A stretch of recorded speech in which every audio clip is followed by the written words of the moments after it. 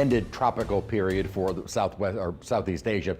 For us, though, we're kind of shifting away from our summer feel, though we were in the mid 80s today, mid 80s tomorrow before that cold air arrives. Sunday, falling temperatures and increasing winds. The warmest part of the day may be on Sunday early morning, maybe an hour or two after sunrise, and then plummeting temperatures for the rest of the day. Then our concerns come in Monday morning with wind chills in the 30s. Bundle the kids up before heading to school. And Tuesday morning, we will see widespread freezing temperatures. So our impact is mainly for the cold that we really have not seen since February, and the possibility, I say freezes, meaning more than one location. As far as how extensive it'll be, one morning, that's all we have to contend with for freezing temperatures. But that begins on Sunday, Monday, Tuesday. By Wednesday morning, no longer any freezing temperatures. And with the protections for homes, I'm really referencing more of the sensitive vegetation, bringing some plants in, protecting others, because I don't think pipes are really going to be a concern.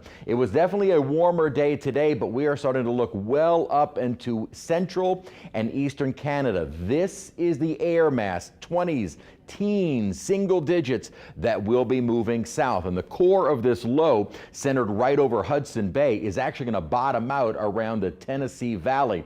At that kind of southern extent is when we're expecting some of the coldest air. That comes in early Tuesday. But just as fast as we tap into this very deep upper level trough, it starts moving away from us later in the day, Tuesday, Wednesday, and into the rest of next week. The colder air gets locked back up parts of the Northeast and East Coast, but more so into central Canada. So the cold air doesn't last for very long. Had a few isolated showers squeezed out today, about a 30% coverage wise. We'll be dry during the day tomorrow, but it is going to stay warm and humid. Again, another day flirting with records. Record tomorrow was 85. We hit 85 today.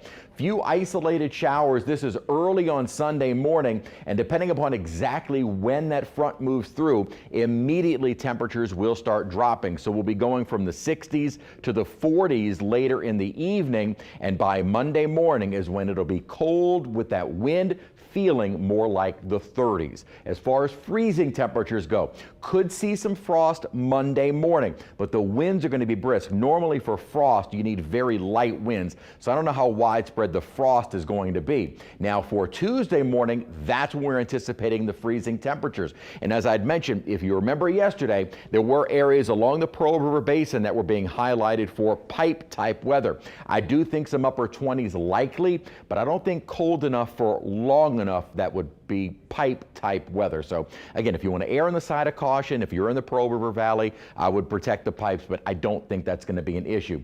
Frost well down into the river parishes, bayou parishes, and even areas south of the city. By Wednesday morning, maybe a little bit of patchy frost on the North Shore, but otherwise it is gone. So Monday morning, more than anything, it'll be those wind chills and staying windy all day long. By Tuesday, we're not going to have the wind chill.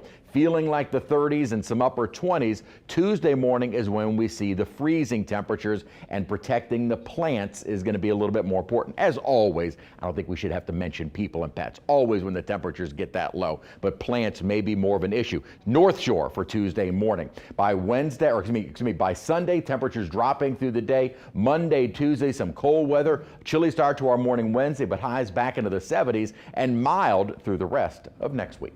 All right, crazy stuff coming. Thanks, Chris.